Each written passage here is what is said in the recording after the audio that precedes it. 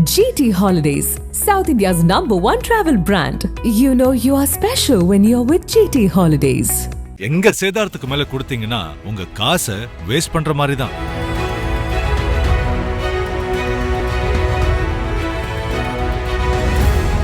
நக்கீரன் நேயர்களுக்கு வணக்கம். இன்று நம்முடன் கருத்துக்களை பகிர்ந்து கொள்ள இணைந்திருக்கிறார் முன்னாள் சட்டமன்ற உறுப்பினர் நிசாமுதீன் அவர்கள். வணக்கம் சார். வணக்கம். வணக்கம். நீண்ட நாள் சிறைவாசிகள், முஸ்லீம் சிறைவாசிகளை விடுதலை செய்யணும், பொது மன்னிப்பு கொடுத்து விடுதலை செய்யணும், முன்கூட்டியே விடுதலை செய்யணும்னு சொல்லி மனு கொடுத்துருக்கீங்க. முதல்வரை சந்திச்சுக்கலாம். ஏற்கனவே தான் விடுதலை பண்ணிட்டதாக செய்திலாம் வந்துச்சு. இப்போ மீண்டும் கொடுத்துருக்கீங்களா மனு? என்னது? அதாவதுங்க, கிட்டத்தட்ட 40 சிறைவாசிகள் சிறையில் இருந்தாங்க, முஸ்லீம் சிறைவாசிகள். கடந்த தேர்தலின் போது தற்போதைய மாண்பு முதல்வர் அவர்கள் தேர்தலுக்கு முன்பாகவே கோவை சென்றிருந்த பொழுது சிறைவாசிகள் குடும்பத்தினர் சந்திக்கும் பொழுது வாக்குறுதி கொடுத்திருந்தார். நீண்ட நாள் 20 வருஷத்துக்கு மேலே 25 வருஷம் இருக்கிற சிறைவாசிகளை நான் பொது மன்னிப்பில் முன் விடுதலை செய்வேன் என்ற வாக்குறுதி கொடுத்திருந்தார். அந்த அடிப்படையில் அந்த குடும்பம் தொடர்ச்சியாக அந்த இயக்கத்தோடு எப்போது விடுதலை செய்வார்கள், எப்பொழுது விடுதலை செய்வார்கள் என்று இருந்தது.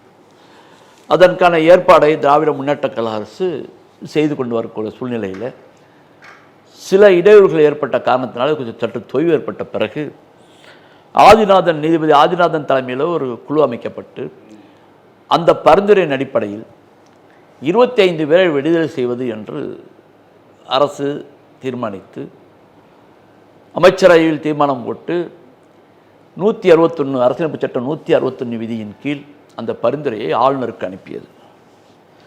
அதை பெற்றுக்கொண்ட ஆளுநர் அவர்கள் 13 பேரை உடனடியாக விடுதலை செய்தார். 2 பேர் இறந்துட்டாங்க. இவர் காலதாமதம் படுத்தும் போது 2 பேர் இறந்துடுறாங்க. சிறையில் இருக்கும்போது பரோலில் வெளியே இறந்துடுறாங்க, இறக்குறாங்க. அந்த பரிந்துரை செய்யப்பட்ட நபர்களில் 13 பேரை விடுதலை செஞ்சிடறாரு, 2 பேர் இறந்துடுறாங்க. இன்னும் 10 பேருடைய கோப்புகளில் அவர் கையெழுத்திடாமல் வைத்திருக்கிறார். இதுதான் உண்மை நிலை. அப்போது அந்த 13 பேர் விடுதலை செஞ்சவங்க நார்மல் லைஃபுக்கு வந்துட்டாங்க. அவர்களால் எந்த குற்றச்செயல்களும் கிடையாது. ரெகுலர் லைஃபுக்கு போய் அவங்க அப்படியே ஐக்கியமாயிட்டாங்க. இருக்கிடம் தெரியாமல் வாழ்ந்து கொண்டிருக்கிறார்கள். ரொம்ப கஷ்டப்பட்ட ஜீவிதம் வாழ்த்தா கூட இருக்கிடம் தெரியாமல் அமைதியாக வாழ்ந்து கொண்டிருக்கிறார்கள். பாக்கி இருக்கக்கூடிய 10 பேரில் 3 பேர் குண்டுவெடிப்பு சம்பவங்களில் பங்கேற்றவர். அவர்களுடைய ஆளுநர் ஒன்றிய அரசுடைய தரப்பு வாதத்தின்படி குண்டுவெடிப்பு வழக்குகளில் உடையவர்களை நாங்கள் விடுதலை செய்ய மாட்டோம் என்ற நிலையை நிறுத்தி வைத்திருக்கும் பொழுது குண்டுவெடிப்பு வழக்கு அல்லாத சாதாரண கொலை வழக்குகள், தென்னாட்டு போன்ற கொலை வழக்குகள் உள்ளவர்களையும் சேர்த்து அந்த 7 பேரையும் சேர்த்து கிட்டத்தட்ட 10 பேரை நிறுத்தி வைத்திருக்கிறார். பாக்கி 2 பேர் இறந்து விட்டார்கள். இது அல்லாமல் இன்னும் 12 பேர் குண்டுவெடிப்பு வழக்கு மற்ற வழக்குகள் எல்லாம் 12 பேர் சிறையில் இருந்து கொண்டிருக்கிறார்கள். இதுதான் உண்மையான நிலை. இப்போ அரசுக்கிட்ட போய் கேட்காம கோர்ட்டில் போய் இவங்க பரோல் கேட்குறாங்க. இவங்கெல்லாம் கேட்குறாங்க ஒரு 2 ஆண்டுகளுக்கு முன்பு, பாக்கி பேரெல்லாம் சேர்ந்து.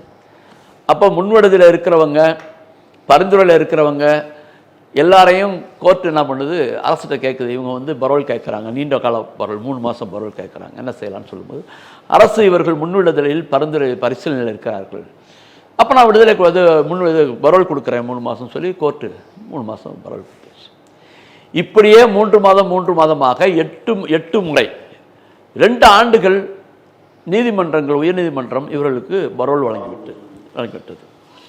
இப்போ புதுசாக நீதிபதி வேறு, அந்த நீதிபதி கடந்த காலத்தில் இருந்த நீதிபதி சென்று புது நீதிபதி உட்காரும் பொழுது அவர் கேட்குறார், நியாயமான கேள்வி தான் கேட்குறாரு. 8 பரோல் நான் கொடுத்துருக்குறேன், 2 வருஷமாச்சு இந்த கோர்ட்டு கொடுத்துருக்குது, 2 வருஷமாக. நீங்கள் முன்விடுதலை பரிந்துரை இருக்குதுன்னு சொல்கிறீங்க. பரிந்துரை செய்து நடவடிக்கை எடுப்பதற்கு 2 ஆண்டுகள் தேவையா? நீங்கள் ஏன் உடனடியாக முடிவெடுக்கக்கூடாது?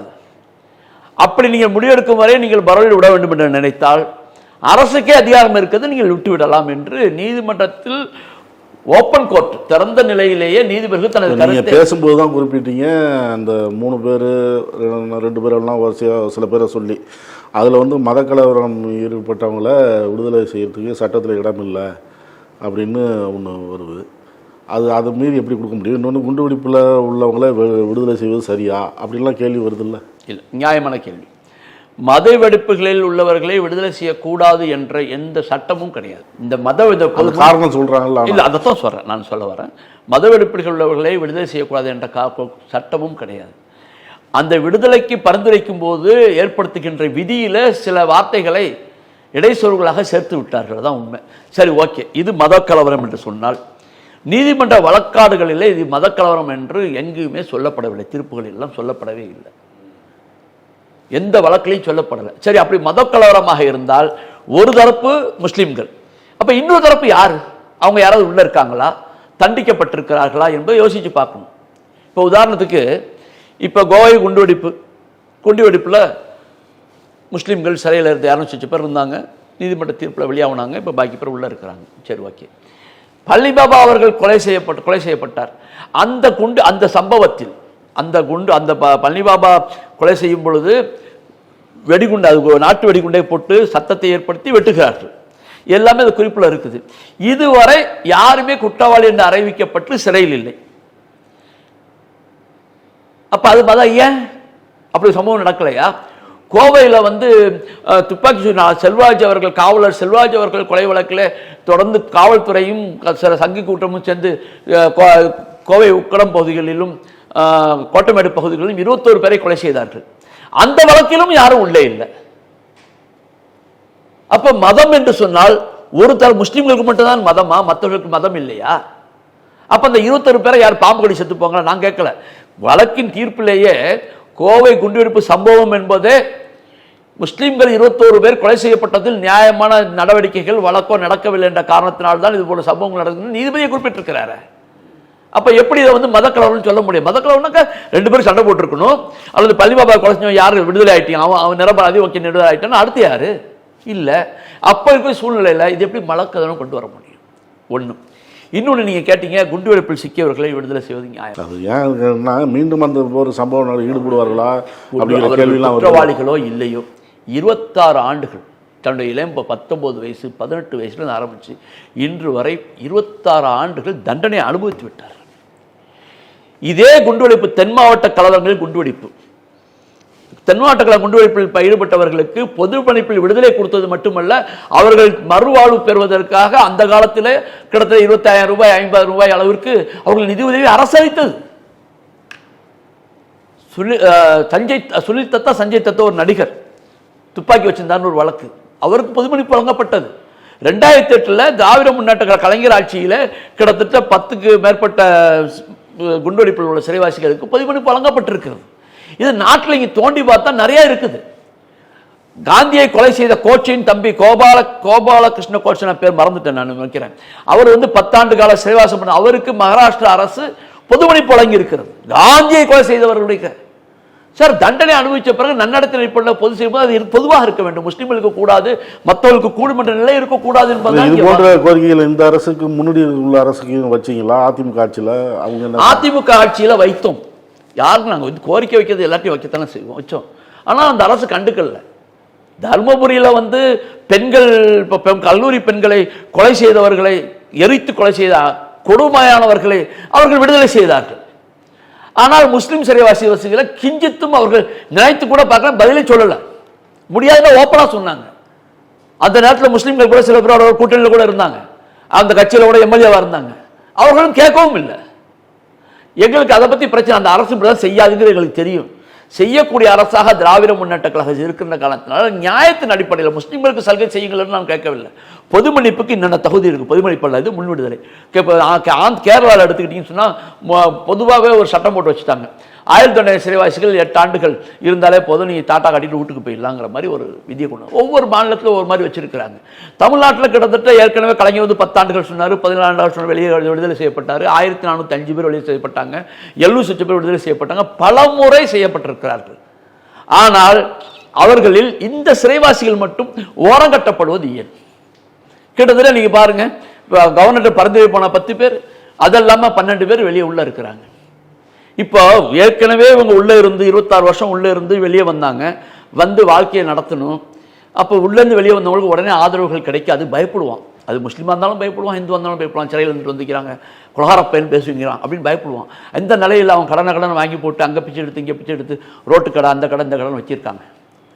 அந்த மாதிரி நிலையில் ஒரு 2 வருஷம் அந்த பரோல்லையே ஒரு கொஞ்சம் சாப்பிட பொண்டாட்டி பிள்ளையோட அந்த நிம்மதிங்கிற குழந்தைகளை பார்க்கும்போது ஏற்படுகின்ற அந்த நிம்மதியோடு இருக்கும் பொழுது மீண்டும் சிறை என்று சொன்னால் அந்த 26 வருஷ தண்டனையை விட இது கொடுமையானது. அப்போ அந்த குடும்பம் ரீகான்ஸ்டியூட் ஆகக்கூடிய நிலையில மீண்டும் உள்ளே அனுப்புவது இந்த அரசு பார்த்து கொண்டிருக்க கூடாது என்பதற்காக புரிதலுக்காக கேட்குறேன். இப்போ கவர்னர் வரைக்கும் பரிந்துரை போய் அப்படியே நிற்கிதா இல்லை இன்னைக்கு 10 பேர் கவர்னர் பரிந்துரை நிற்கிது. அப்போ கவர்னர் தான் முடிவு எடுக்கணும். கவர்னர் வந்து விடுதலைக்கு முடிவு எடுக்கணும். ஆனா கவர்னருக்கு போனவர்கள் பெண்டிங்கில் இருக்கிறவங்களுக்கு அரசு நீண்ட கால விடுப்பு கொடுக்கலாம். ஒரு ஆளுக்கு வந்து கோர்ட்டு கொடுத்துருக்குது, ஒரு ஆளுக்கு வந்து கோர்ட்டு விடுதலை தீர்ப்பு கொடுத்துருக்கு. கேஸு இந்த வழக்கு தீர்ப்பு வர, அதாவது கவர்னருடைய உத்தரவு வரும் வரை அல்லது தீர்ப்பு வரும் வரை நிரந்தரமா நீ வந்து லீவ்ல இருன்னு கொடுத்துருக்கு. முன்னுதாரணங்கள் இருக்கிறது. ஏன் அதை செய்யக்கூடாது? இப்ப கோர்ட்டை தான் சொல்லுது, கோர்ட்டே சொல்லுது அரசு செய்யலாம், கவர்னர்கிட்ட இருக்கிறவங்களுக்கு அரசு செய்யலாம், மற்றவங்களுக்கு நீங்க விடுதலைக்கு பேப்பரை மூவ் பண்ணுங்க. கோர்ட்டு ஓப்பன்ல சொல்லுது, மறைச்சு கழிச்சு சொல்லல. உங்களுக்கு என்ன பயம் வேணும்? குண்டடிப்புல வந்தவங்க வெளியே வந்தா பிரச்சனை வரும்னு நினைக்கிறாங்களா? சொல்லுங்க. இந்த 2 வருஷம் வெளியே இருந்திருக்கிறாங்க. 2 வருஷம் வெளியே இருந்திருக்க இடத்துல எங்கேயாவது ஒருத்தர் ஒரு சம்பவம் அவங்க தினமும் சம்பாதித்து கடிக்கடை வச்சு ரோட்டில் கடை வச்சு வியாபாரம் பண்ணுறது முஸ்லீம்கள் ஆறுகள் தான் அதிகமாக பண்ணுறாங்க. சில பேர் இந்துக்களும் இந்து நண்பர்களோடு பார்ட்னர்ஷிப்பாக இணைந்து கூட சிறு சிறு வியாபாரங்களை பண்ணியிருக்கிறார்கள். சார் சண்டைகள் இந்துக்கும் முஸ்லீமுக்கான சண்டை அல்ல, அதை ஞாபகம் வச்சுக்கணும். தமிழ்நாடு அப்படி யாரையும் பிரித்து விட முடியாது. இந்துக்களும் முஸ்லிம்களும் கிறிஸ்தவர்களும் ஒன்றாக பிணைக்கக்கூடிய ஒரு மாநிலம் மட்டும் சவுத்தில் இருக்கிற தமிழ்நாடு கேரளாவை மாத்திரம்தான். அதை குலைக்கிறதுக்கு அந்த பிரச்சனை பண்றாங்க. ஏன் ரவி இதை 10 பேர் வெளியிட பண்ணிருக்க கூடாது? ஆளுநர் ரவி அவர்கள் செய்திருக்க வேண்டும். அதிலே பார்சியாலிட்டியா 13 பேரை விட்டு 10 பேர் நிறுத்தி வச்சு விட்டார். குண்டடி பழக்க பாட்சாபாய் இருந்தார். சரி, பாட்சாபாய்க்கு நீ விடுதலை கொடுக்கல, இறந்து விட்டாரு. நான் ஒரே ஒரு கேள்வி எனக்கு ரொம்ப நாள் சந்தேகமா இருக்குது. அந்த குண்டுவெடிப்புகளுக்கு 60க்கும் மேற்பட்டவர்களை கொலை செய்வதற்கு இறப்பதற்கு காரணமாக இருந்தவர் பாஷாபாய். இந்த கோர்ட் ஏங்க அவருக்கு வந்து தூக்கு தண்டனை கொடுக்கல? ஏன் கொடுக்கல? நீங்க அப்படி இவ்வளவு பெரிய தண்டனை அவர் செஞ்சதுக்கு கோர்ட்டுக்கு அந்த நீதிபதிகளுக்கு இருந்தா அவருக்கு தூக்கு தண்டனை கொடுத்துருப்பாங்கல்ல. அப்போ உங்களுக்கே அது இல்லாத அந்த தீர்வுகள் அந்த சாட்சியம் இல்லாத காரணத்தினால அவரை சாதாரண ஒரு ஆயுள் தண்டனை விட்டீங்க. சென்னை நீதிமன்றம் சொல்றத அரசு செய்யணும்னு முதல்வரை வேண்டுறீங்க. ஆமா, அவர் ஏற்கனவே வந்து முதல் வந்து கருணை உள்ளத்தோட நான் விடுதலை செய்வேன்னு சொல்லியிருக்கிறாரு. அதில் ஏற்கனவே சொன்ன மாதிரி 25 பேருக்கு பரிந்துரை கொடுத்துட்டாரு. கொடுத்ததில் இறைவனுடைய நாட்டம் 2 பேர் இறந்து போயிட்டாங்க. பாக்கி 23 பேரில் 13 பேர் விடுதலை ஆகிட்டாங்க. 10 பேர் பெண்டிங்கில் இருக்குது. அவர்களுக்கு கவர்னர் முடிக்கும் வரை நீங்கள் பண்ணலாம். ஏற்கனவே 161ல் 7 பேருக்கு நீங்கள் விடுதலை பொதுமன்னிப்பு கொடுத்தாங்க, முன் விடுதலை கொடுத்தாங்க. அதை செயல்படுத்தாத காரணத்தினால உச்சநீதிமன்றத்தை சென்று விடுதலை வந்துட்டாங்க. அந்த முன்னுதாரணம் இருக்குது. முடியாதுன்னு ஒன்றும் கிடையாது. கவர்னரே நிறுத்தி வைக்கிறத உச்சநீதிமன்றம் வெளியிட முடியுங்கிறத காட்டிட்டு போயிடுச்சு. அன்னைக்கு நடந்துருச்சு. அந்த உச்சநீதிமன்றத்தை நாடுவதற்கான வக்கி இவர்களுக்கு இல்லை, காசு இல்லை, செய்வதற்கு ஆள் இல்லை. யாருக்கு உதவி வேணும்? நிராயுதபாணியாக உள்ளவர்களுக்குத்தான் உதவி வேணும். நீங்க இந்த கைதிகளை விட்டுருங்க. அவங்க குடும்பம் என்னாச்சு பாவம் பண்ணிச்சு, அவங்க பிள்ளைங்க என்ன பாவம் பண்ணிச்சு, அவங்களுடைய பெற்றோர்கள் என்ன பாவம் பண்ணாங்க. 26 ஆண்டுகள் அவர்கள் பெற்றோர்களையும் குழந்தைகளையும் பார்க்காம இந்த குழந்தைகள் கல்வி என்னாச்சு? எதிர்கால சமூகத்தை மிகவும் கடம்பட உருவாக்க அரசின் மக்களின் கடமை அல்லவா? அந்த மக்களை வந்து இந்துக்கள் முஸ்லிம்கள் புறக்கணிச்சிட்டார்களா? இல்லையே. ஆகவே தவறு செய்தது ஒரு பக்கம், அதை தாண்டி தண்டனை அனுபவித்து விட்டார்கள். அவர்கள் வெளியே வரக்கூடிய நிலையில் வைதிகமான சூழ்நிலை இருந்து கொண்டிருக்கிறார்கள், நோய் உற்றவர்களாக இருந்து கொண்டிருக்கிறார்கள், பலர் சிறையிலே இருந்து இறந்து விட்டார்கள். ஆகவே நீதிமன்றம் சொல்வதையும் கருத்தில் கொண்டு அரசும் கருணை கொண்டு உடனடியாக அந்த விடுதலைக்கான ஏற்பாடுகளை செய்ய வேண்டும். கவர்னர் அவர்கள் அவருடைய முன்னிலையில் நிலுவையில் இருக்கக்கூடிய 10 பேரை விடுதலை செய்ய வேண்டும். அரசு மீதமுள்ளவர்களை 161 கீழ் அரசு பிச்சை 100 அமெரிக்க தீர்மானம் நிறைவேற்றி பாக்கி உள்ளவர்கள் விடுதலை செய்ய வேண்டும் என்றுதான் எங்கள் எல்லோருடைய வேண்டுகோளும். இதை முஸ்லீம்கள் தான் கேட்டார்கள் நினைக்கிறார்கள். இதற்காக வாதிடுகின்ற வழக்கறிஞர்லேருந்து ஆரம்பித்து தொடர்ச்சியாக பேசுகின்ற மீடியாக்களில் பேசுகின்ற அத்தனை பேர்களும் முஸ்லீம் அல்லாத இந்து கிறிஸ்துவ நண்பர்கள், மத நம்பிக்கை அற்றவர்களாக இருந்து கொண்டிருக்கிறார்கள் என்பதையும் தெளிவாக கருத்தில் கொள்ள வேண்டும். இது ஒரு மனிதநேயத்தான ஒரு கோரிக்கை தானே தவிர இது வெறுப்பான அரசியல் பேசுவதற்கான நிலை இல்லை. இப்போதைக்கு கோரிக்கை வச்சிருக்கீங்க, முதல்வர் என்ன செய்யறான்னு போது பார்ப்போம். கருத்துக்களை பகிர்ந்ததற்கு நன்றி. நன்றி. நக்கீரன் டிவிக்கு சப்ஸ்கிரைப் செய்யுங்கள். உங்கள் ஆதரவே எங்கள் பலம். ஆசிரியர்களுக்கு நண்பனாகவும் மாணவர்களுக்கு ஆசானாகவும் திகழும் தேர்வு வழிகாட்டி. ஒவ்வொரு பாடத்திற்கும் அனுபவமிக்க ஆசிரியர்களின் துல்லியமான தெளிவான விடைகள். CNC இருக்கு, தேர்வு பயம் எதற்கு? இது தீரன் பப்ளிஷிங் ஹவுஸ் விற்பனை வெளியீடு.